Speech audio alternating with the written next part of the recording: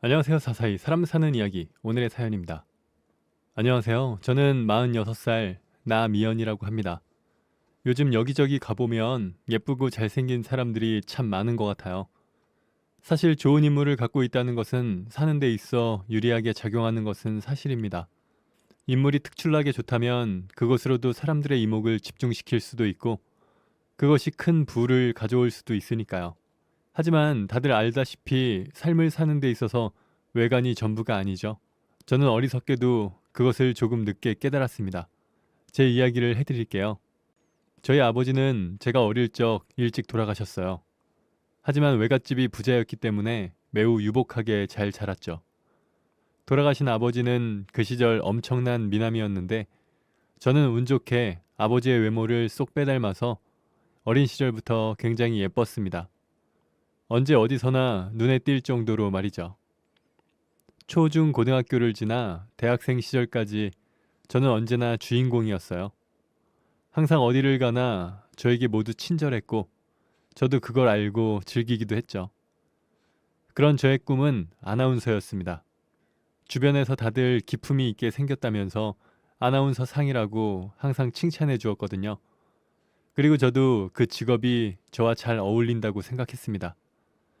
그랬기에 저는 서울소재대학교 신문방송과를 들어갔습니다. 제 꿈을 이루기 위해서 말이죠. 학교를 다니면서 3학년까지도 차기 아나운서 남이연이라는 소리를 듣곤 했어요. 하지만 현실은 제 생각과 많이 다르더군요. 4학년 때부터 아나운서 시험에 도전했는데 매번 떨어졌어요. 그렇게 자꾸 떨어지다 보니 불안한 마음에 따로 학원을 다니기도 했지만 결과는 항상 낙방이었습니다. 그러자 학원 강사는 저에게 화면에 보이는 얼굴에 뭔가 임팩트가 부족하다면서 얼굴을 입체적으로 만드는 수술을 하라고 조언해 주더라고요. 그래서 여기저기 물어 실력이 좋다는 성형외과를 찾아갔습니다. 그런데 그 병원에서 의사가 제 얼굴을 보더니 이상한 말을 하더군요. 남희연 씨는 수술하지 않는 게 좋겠어요. 코를 세우면 눈도 하고 싶을 거고 눈을 하면 턱을 하고 싶어질 거예요. 지금 얼굴도 충분히 조화가 잘 되어 있는 상태입니다. 아니 그런 말이 어디 있어요. 제가 하고 싶다니까요.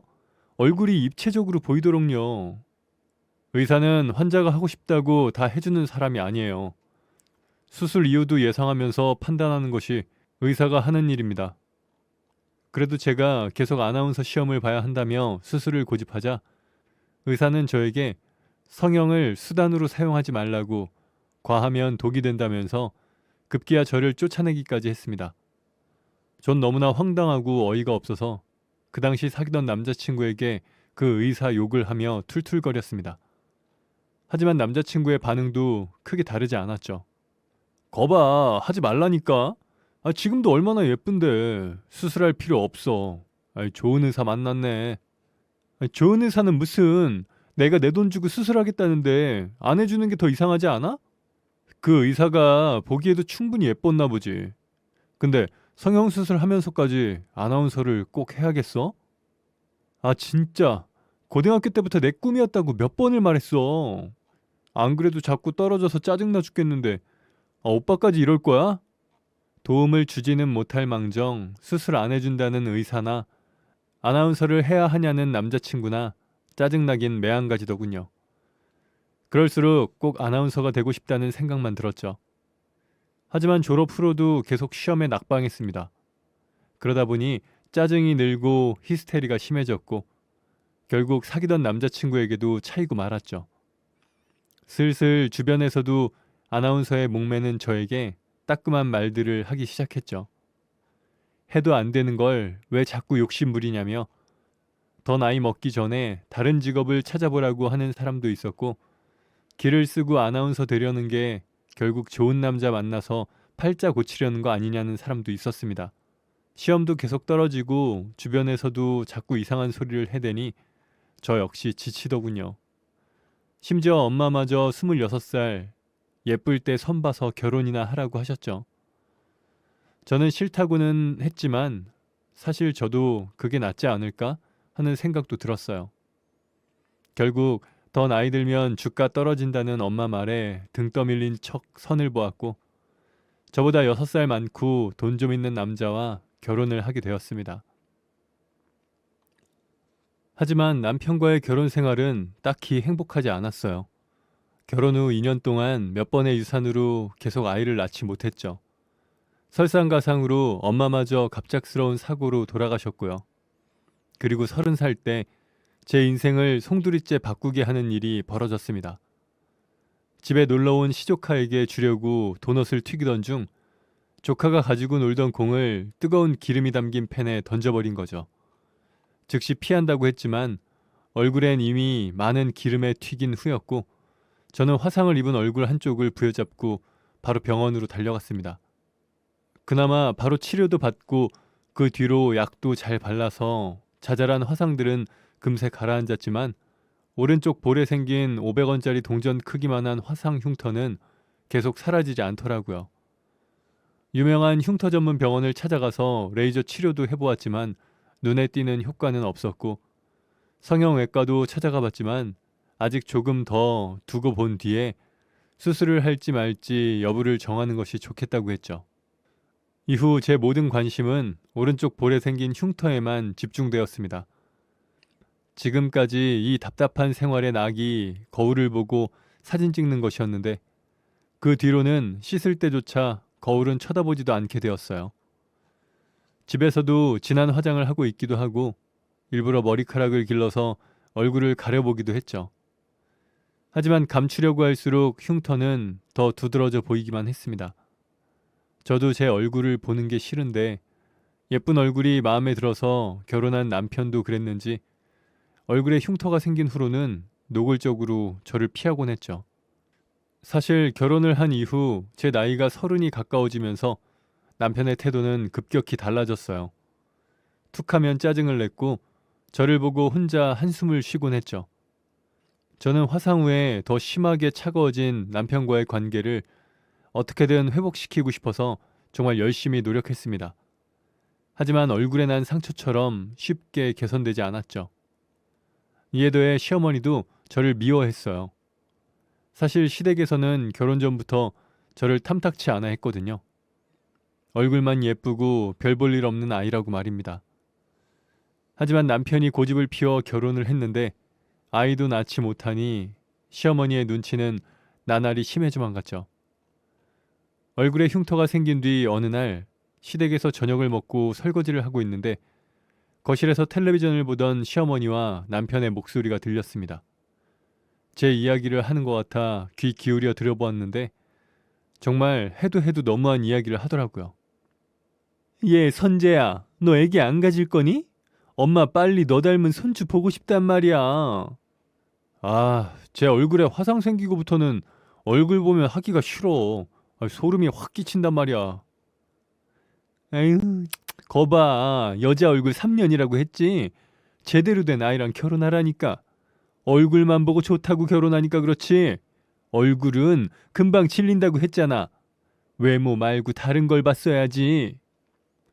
제가 부엌에 있음에도 불구하고 두 사람의 대화가 너무나 노골적이라 어이가 없을 지경이었는데 뒤에 하는 말들은 더 충격적이었습니다. 근데 진짜 쟤네 집이랑 우리 집이랑은 너무 안 맞는 것 같아. 쟤도 그래. 결혼하자마자 지 엄마 돌아가시고 애는 안 생기고 그나마 내세울 건 얼굴밖에 없는데 얼굴도 저리 되고 이제 볼 게 없잖아.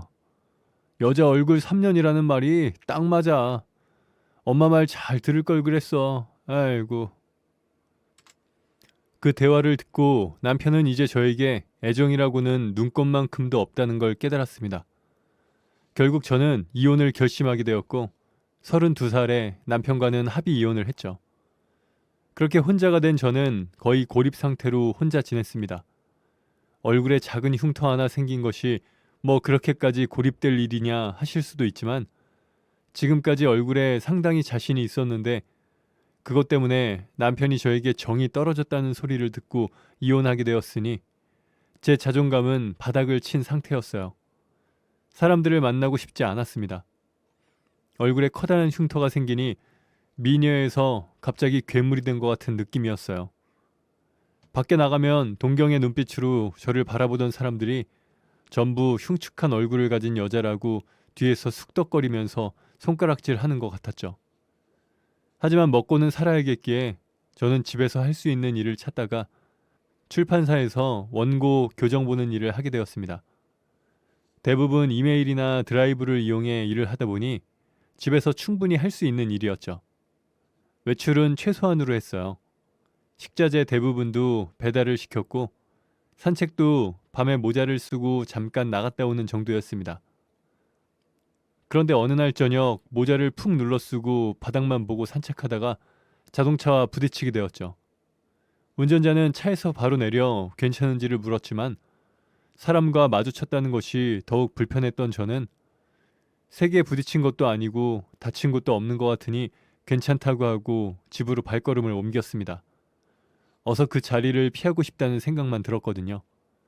그런데 그 남자가 저를 불러 세우더군요. 아, 어디 가세요? 연락처 주고 가세요. 제 연락처도 하나 받으시고요. 네? 아니에요. 괜찮아요. 저 다친 곳 없어요. 그냥 갈게요. 저는 혹시라도 얼굴이 보일까봐 고개를 숙이고 말했습니다. 그런데 남자는 한숨을 푹 내쉬더니 어이없다는 듯 말하더군요. 아니, 당신이 나중에 경찰에 신고하면 제가 뺑소니 친 게 됩니다. 어서 연락처 주세요. 아니, 괜찮다고요. 신고 안 해요. 아, 내가 그 말을 어떻게 믿습니까? 전 어쩔 수 없이 그 사람과 연락처를 주고받았어요. 그런데 다음날 아침부터 전화를 걸어 몸은 괜찮냐고 묻더군요. 저는 다친 데는 없고 넘어지면서 바닥을 짚은 팔이 뻐근한데 파스를 붙이면 된다고 했죠. 그랬더니 전화기 너머로 그 남자가 자동차 사고 후유증이 얼마나 심한 줄 아냐면서 잔소리를 해대더군요. 아, 그거 잘못 두면 신경 문제 생길 수도 있습니다. 긴 말하지 말고 빨리 나오세요. 바로 병원 가죠. 전 그러면 저 혼자 갈게요. 보험회사 연락해서 대인 접수해주세요. 같이 가시죠. 그쪽이 병원에 안 가놓고 갔다고 할 수도 있고 엉뚱한 병원에 갈 수도 있잖아요. 제 눈으로 봐야겠습니다.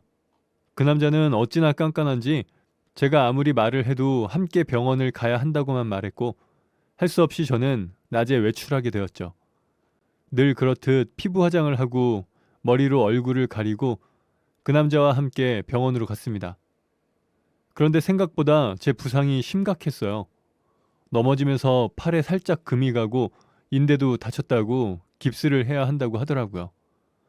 저는 그냥 살짝 부어오른 줄 알았는데 아니었습니다. 그 진단에 남자는 자기가 어젯밤에 블랙박스로 확인해보니 제가 넘어질 때 팔목으로 땅을 짚더라며 병원에 안 왔으면 큰일 날 뻔했다고 또 한참을 일장연설을 해댔죠. 결국 저는 4주 동안 열심히 치료를 받고 깁스를 풀 수 있었습니다. 그렇게 무사히 치료를 받고 난 뒤 한동안 하지 않았던 밤 산책을 나갔는데 하필이면 또 그 깐깐남을 만나게 되었습니다. 아마 근처에 사는 것 같았어요. 그 남자가 저에게 인사를 하길래 저는 대충 고개만 까딱하고 도망가려고 하는데 갑자기 뒤에서 저를 붙잡더군요.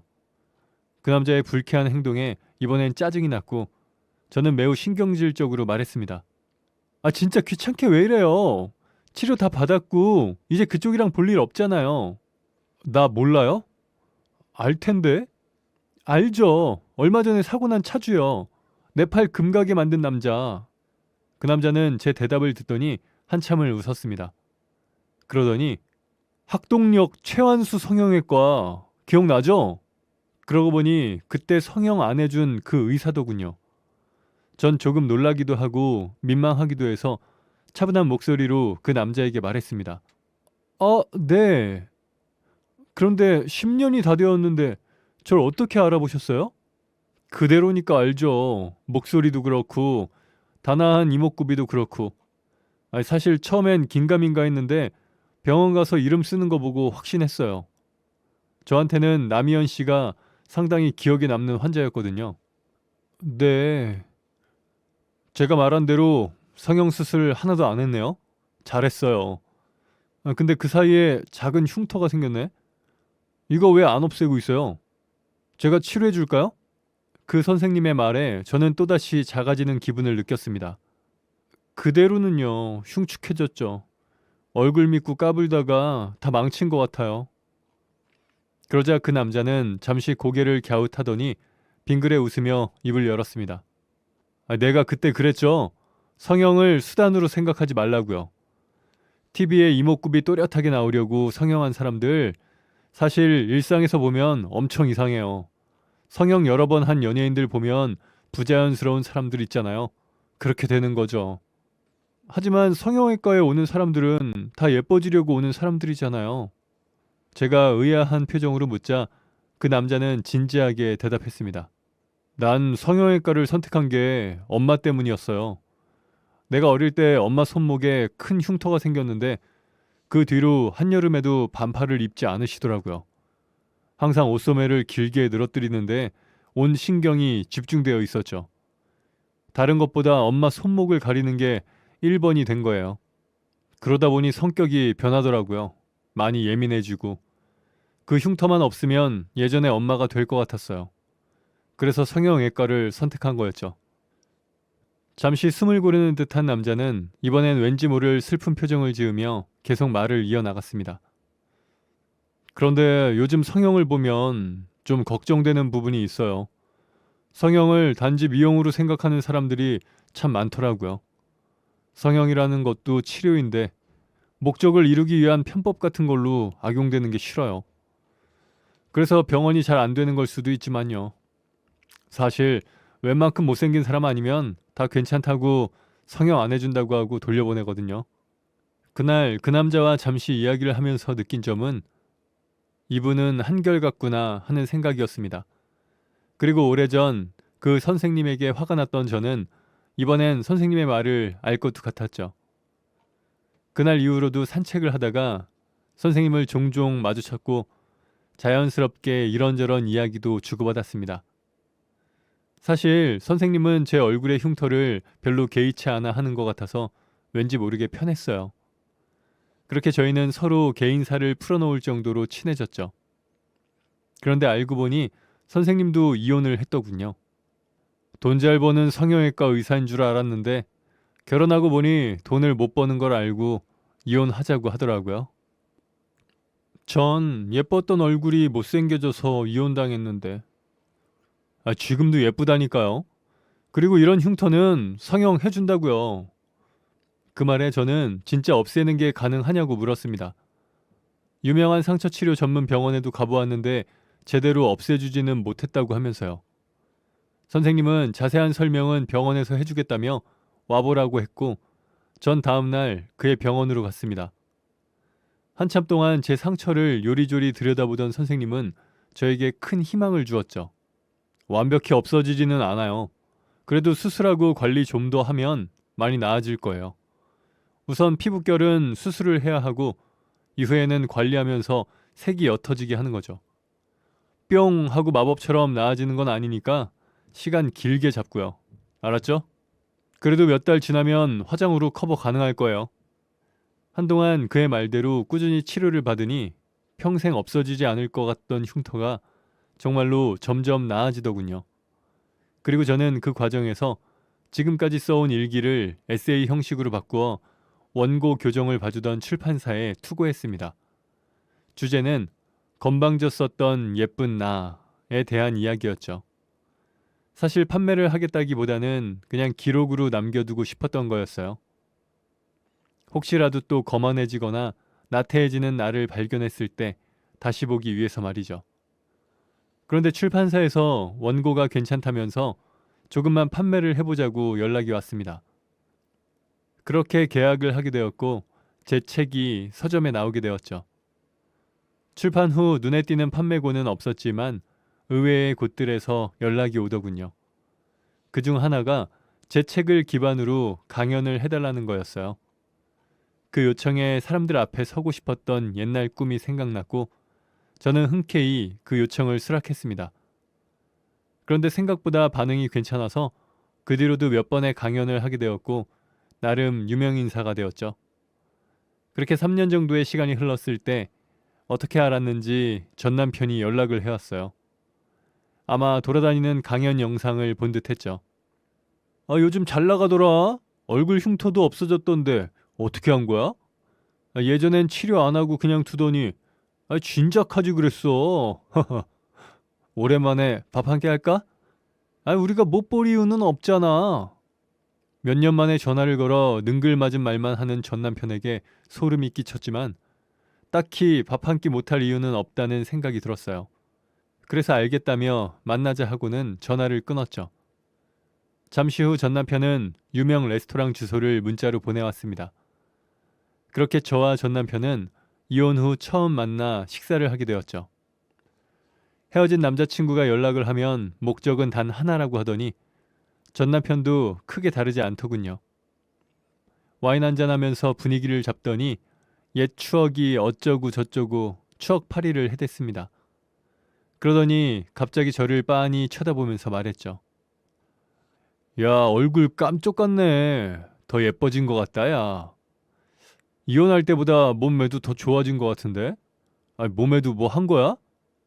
전 남편은 제 기분은 아랑곳하지 않고 얼굴 평가와 몸매 평가를 한참 동안이나 하였습니다. 어떻게 들으면 예쁘다, 몸매 좋다, 칭찬하는 것들이었지만 저는 희롱당하는 것 같고 기분이 너무 더러웠죠. 그러더니 급기야 그 선을 넘는 말을 하고야 말더군요. 오랜만에 오늘 밤은 둘이 있을까? 손에 쥐고 있던 와인잔을 전 남편 얼굴에 부어버리고 싶을 때쯤 갑자기 전 남편 이름을 부르면서 어떤 여자가 나타났습니다. 윤선재! 그 사람은 바로 전 남편이 세 번째로 결혼한 여자였죠. 전 남편은 그 사이 두 번째 결혼을 했다가 또 이혼을 했고 세 번째 결혼한 지 3년도 안 되었는데 첫 부인한테 찝적된 거였습니다. 덕분에 조용했던 고급 레스토랑에 한바탕 소동이 일어났어요. 하지만 저한테는 아무 일도 없었습니다. 왜냐하면 그 여자를 데려온 게 제 남편이기 때문이죠. 전 6개월 전 제 흉터를 지워준 그 남자와 결혼했어요. 저에게 재혼했냐고 물어보는 사람이 없었기 때문에 따로 공식적으로 알리진 않았었죠. 다만 재혼 후 강연 갔을 때는 말하기도 했는데 전 남편이 그것까지는 몰랐나 봐요. 처음 전 남편에게 연락을 받고 바로 남편에게 이 이야기를 했습니다. 제 이야기를 들은 남편도 한참 동안 어이없어 하다가 그 쓰레기 놈의 지금 부인한테 알리고 알아서 처리하도록 하자고 했던 거죠. 더 지저분하게 만들어주고 싶었지만 그럴 수 없었던 이유는 저도 남편도 어느 정도 사람들에게 노출된 삶을 사는 사람들이기 때문에 혹시라도 구설수에 오를까 싶어서 이 정도밖에 할 수 없었죠. 그래도 그 상황에서도 하고 싶었던 말은 해줬습니다. 여자 얼굴 3년이면 끝이라고 떠들더니 그 버릇을 아직도 못 버렸구나. 세 번째 결혼한 지 아직 3년도 안 됐다며. 너도 참 대단하다. 근데 이제 관리 좀 해야겠어. 탈모도 그렇고 배도 너무 나왔다. 여보, 당신 모발 이식도 하죠? 저 사람한테 명함 하나 줘. 상담받으러 오라고. 제 말을 들은 남편의 명함을 건네면서 모발 이식도 하고 지방 흡입도 하고 있으니 언제든 상담을 받으러 오라고 매우 친절하게 말했죠. 전 남편은 아주 열받은 표정이었지만 본인의 부인이 옆에서 길길이 날뛰니 아무 말도 하지 못했고 저와 남편은 속 시원한 기분으로 그 자리를 빠져나왔습니다. 이후 조금 더 강연을 다니던 저는 힘들게 임신을 했어요. 이번에도 조산기가 있어서 거의 침대에서 생활했습니다. 하지만 남편이 잘 챙겨주고 돌봐주었던 덕에 무사히 출산을 할 수 있었죠. 그리고 아이는 지금 6살이에요. 얼굴은 저를 많이 닮아서 그런지 참 예쁘답니다. 지금 제 얼굴 흉터는 거의 없어지기는 했지만 지금도 맨 얼굴로 보면 살짝 보여요. 하지만 이제는 그 흉터를 볼 때마다 뭔가 훈장처럼 자랑스러운 느낌입니다. 그 흉터가 거만하게 살던 저를 사람답게 만들어주었으니까요. 곱상한 외모를 믿고 설치고 다니던 시절도 있었습니다. 그런데 얼굴에 상처가 생겼더니 아무것도 할 수가 없더군요. 그 상처를 통해 사람은 내실을 채워야 하는 게 우선이라는 걸 이제는 확실히 깨닫게 되었습니다. 물론 여전히 외모가 빼어난 것은 사는데 좋은 여러 가지로 도움이 되는 건 맞다고 생각해요. 사람들과 만날 때 첫인상에서 큰 호감을 주니까요. 그런데 제가 살아보니 사람이 정말 얼굴만 보고 사는 건 아니더라고요. 대화도 하고 감정도 공유하며 사는데 그럴 때 나오는 건 외모가 아니라 그 사람이 가진 기품과 지식이라는 것을 깨달았습니다. 그래서 제 아이는 저의 어렸을 때와는 다르게 기품 있고 겸손하며 당당한 사람으로 키우겠다고 매일같이 다짐하고 있습니다. 꼭 그렇게 할 거예요. 제 이야기를 들어주셔서 감사합니다. 네, 오늘 사연은 여기까지입니다. 채널 구독과 좋아요, 알람 설정 부탁드립니다. 감사합니다.